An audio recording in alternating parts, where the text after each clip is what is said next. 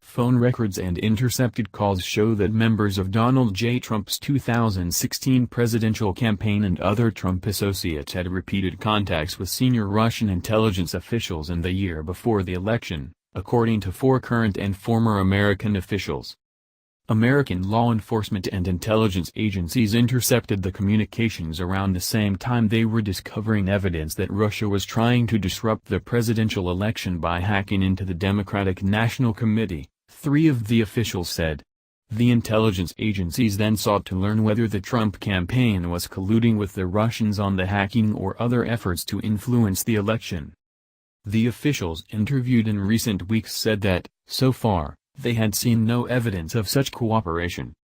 But the intercepts alarmed American intelligence and law enforcement agencies, in part because of the amount of contact that was occurring while Mr. Trump was speaking glowingly about the Russian president, Vladimir V. Putin. At one point last summer, Mr. Trump said at a campaign event that he hoped Russian intelligence services had stolen Hillary Clinton's emails and would make them public. Continue reading the main story. The Trump White House. Stories about President Trump's administration. Liberal activists join forces against a common foe, Trump. February 14. White House upheaval complicates Netanyahu visit. February 14. Jeff Sessions resists pressure to remove himself in Russia inquiries. February 14. Democrats set sights on blocking Trump's labor secretary pick. February 14. Ex-admiral and member of Navy SEALs is top choice to replace Flynn. February 14. See more. Recent comments. David Library fan 5 minutes ago.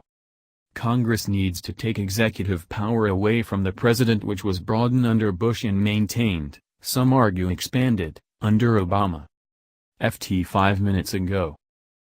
I guess our next president will be Paul Ryan, after the impeachment and conviction of Trump and Pence.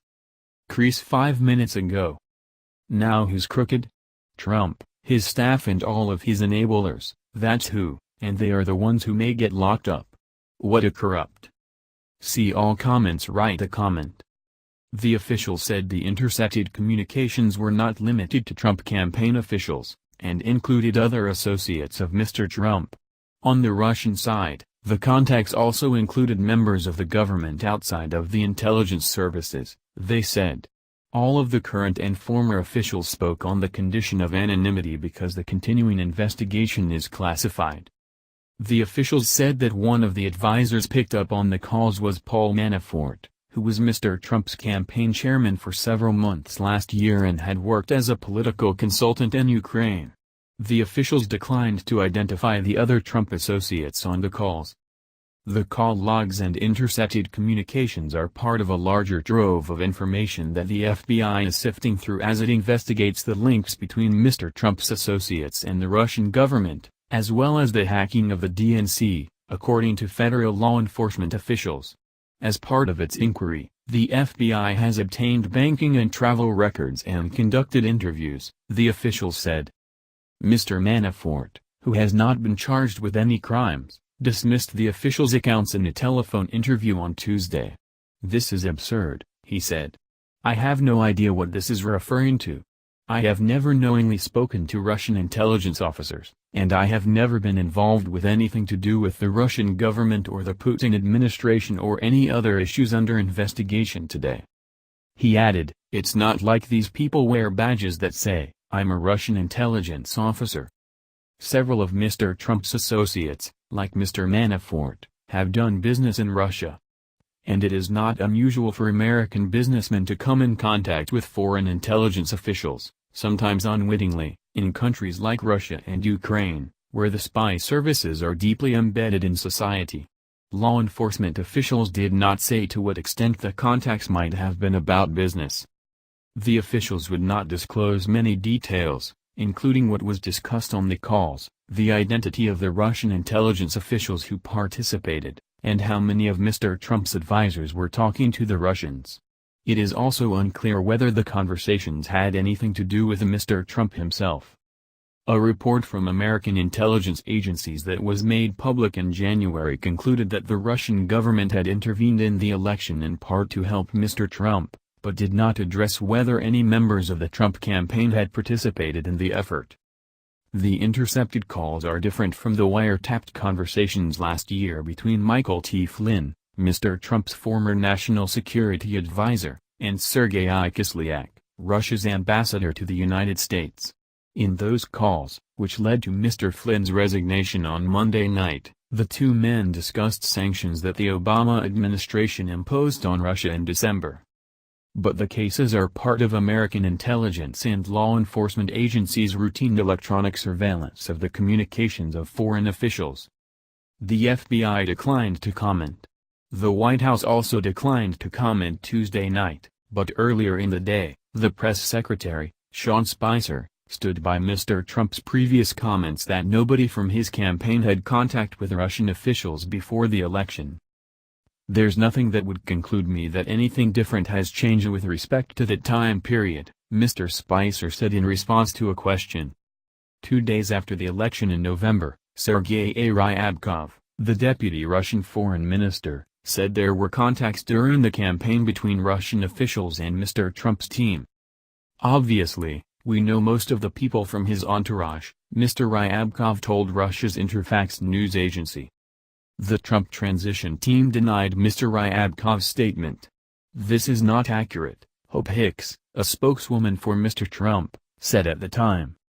The National Security Agency, which monitors the communications of foreign intelligence services, initially captured the calls between Mr. Trump's associates and the Russians as part of routine foreign surveillance.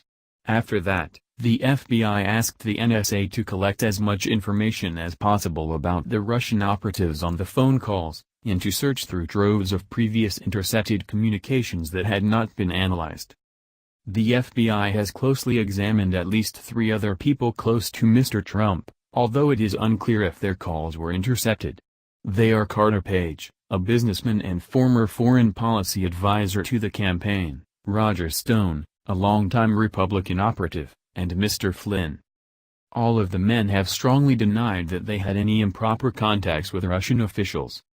As part of the inquiry, the FBI is also trying to assess the credibility of the information contained in a dossier that was given to the Bureau last year by a former British intelligence operative. The dossier contained a raft of allegations of a broad conspiracy between Mr. Trump, his associates and the Russian government. It also included unsubstantiated claims that the Russians had embarrassing videos that could be used to blackmail Mr. Trump. The FBI has spent several months investigating the leads in the dossier, but has yet to confirm any of its most explosive claims. Senior FBI officials believe that the former British intelligence officer who compiled the dossier, Christopher Steele, has a credible track record, and he briefed investigators last year about how he obtained the information. One American law enforcement official said that FBI agents had made contact with some of Mr. Steele's sources. The agency's investigation of Mr. Manafort began last spring as an outgrowth of a criminal investigation into his work for a pro-Russian political party in Ukraine and for the country's former president, Viktor Yanukovych. It has focused on why he was in such close contact with Russian and Ukrainian intelligence officials. The Bureau did not have enough evidence to obtain a warrant for a wiretap of Mr. Manafort's communications, but it had the NSA scrutinize the communications of Ukrainian officials he had met. The FBI investigation is proceeding at the same time that separate investigations into Russian interference in the election are gaining momentum on Capitol Hill. Those investigations, by the House and Senate Intelligence Committees, are examining not only the Russian hacking but also any contacts that Mr. Trump's team had with Russian officials during the campaign. On Tuesday, top Republican lawmakers said that Mr. Flynn should be one focus of the investigation, and that he should be called to testify before Congress. Senator Mark Warner of Virginia, the top Democrat on the Intelligence Committee, said the news about Mr. Flynn underscored how many questions still remain unanswered to the American people more than 3 months after Election Day, including who was aware of what, and when. Mr. Warner said Mr. Flynn's resignation would not stop the committee from continuing to investigate General Flynn, or any other campaign official who may have had inappropriate and improper contacts with Russian officials prior to the election.